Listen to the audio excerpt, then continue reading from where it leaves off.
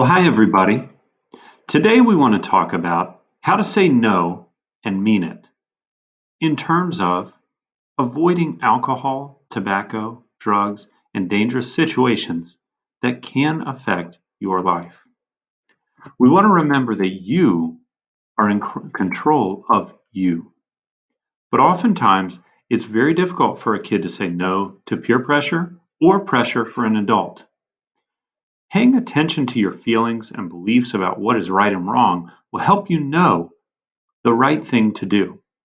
We need to learn how to trust ourselves and our feelings when it comes to situations that don't make us feel comfortable.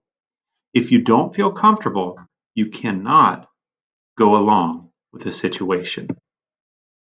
First, be strong. Developing inner strength and self confidence can help you. Be confident in yourself. Know that what you feel and what your choice is yours and own it. Stand firm. Walk away from difficult situations where you get a bad feeling and resist when someone tries to force you into a situation that you don't want to be in. You know best for you. It can help to have at least one other person or a friend who's willing to say no with you. When you see someone else in a situation like that, you need to be that friend. It takes a lot of power away from the negative peer pressure, and it makes it a lot easier for you or your friend to resist getting into a position where you could be hurt. It's helpful to have friends with similar values, the same feelings you have about situations like drugs, alcohol, who will also say no with you when you're pressured to do something. We want to think about that ahead of time.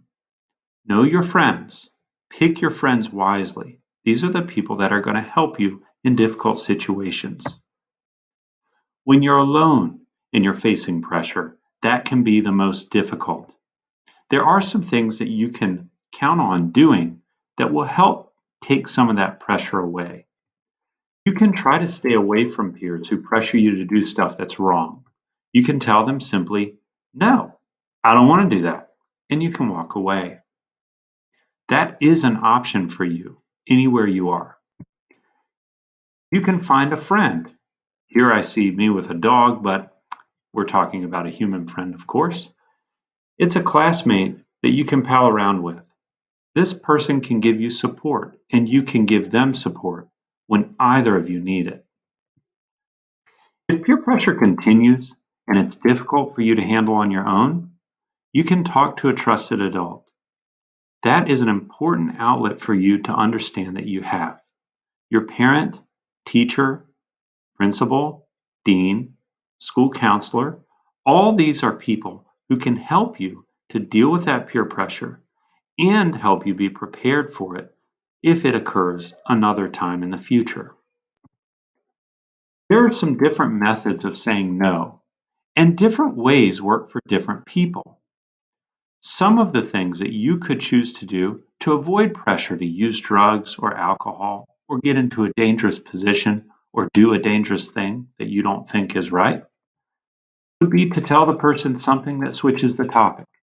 If they're trying to pressure you to smoke a cigarette, you can say, I don't really feel like it. Hey, do you want to go play football? You can use humor. Humor can work to our advantage when we're trying to change the subject or when we want to make that thing that they're trying to pressure you to do seem meaningless, insignificant, not important. You can state the facts. I'm not going to smoke a cigarette because I don't want to die early. That's a very valid reason, and someone may listen to you for that. It also helps educate them on the choices that they're making. Come up with another idea. Say, hey, I'd rather go and play football. I'd rather go and play golf. I'd rather go do my homework. Let's go to the park. Let's go do something else. You can walk away. Always an option for dangerous situations. If someone follows you, keep walking. Go toward a crowd. Go where people can help you. Use an excuse. I can't do a drug. I play soccer. I can't do a drug. I just hit my head in soccer practice and it hurts. I can't do a drug. I've got a life to live. You can challenge the speaker. Are you kidding me? Nobody smokes. I'm not going to smoke. That's a way of challenging them and saying, no, this is not a good idea and I don't approve.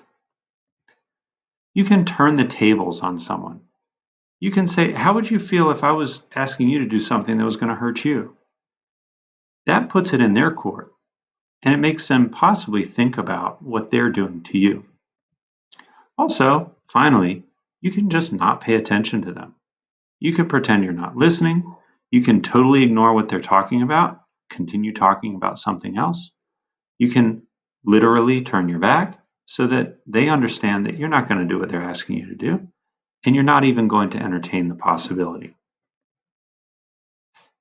Now, changing gears a little bit, but still in the same topic, there's a really hard fact, and this has to do with adults and kids and being pressured into situations that may be everyday situations that you need to be armed with an ability to control somewhat. The really hard fact is that in all car crashes that kill children, 2/3 of them involve the driver being drunk. Here's what you can do. First of all, whenever you get in a car, no matter the driver, always wear a seatbelt. Sit in a booster seat if that's what you are supposed to do for your size and age. Every time you ride in a car, please do these things.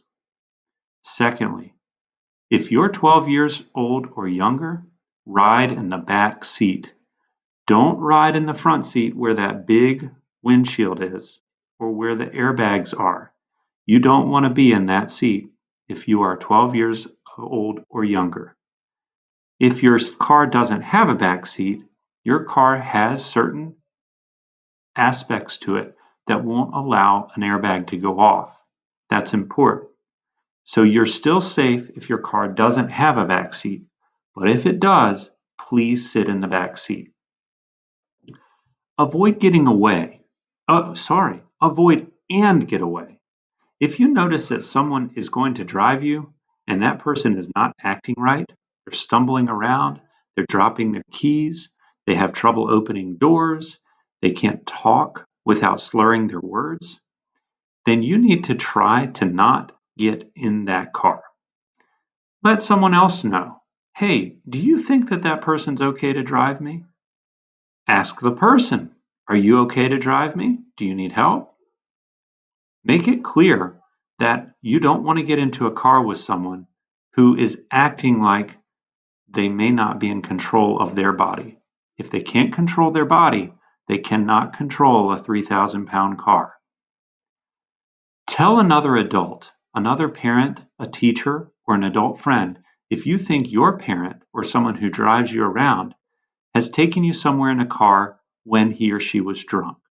Again, signs that a person is drunk: slurring their speech, driving with a swerve, kind of all over the road, if they seem sleepy while they're driving, if they're not acting like themselves, they're either real mad or too mellow, they're just not right, running off the road or out of their lane, if you see them not following traffic rules like running through stop signs without stopping or running through red lights without stopping, if you've seen them drinking alcohol an hour or less before they get into the car, alcohol being things like beer, wine, or liquor, you need to alert an adult.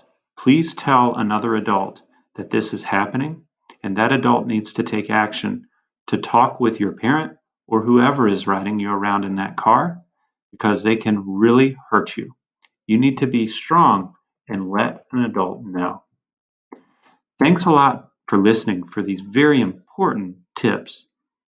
Keep in mind, you're strong and you are in charge of you.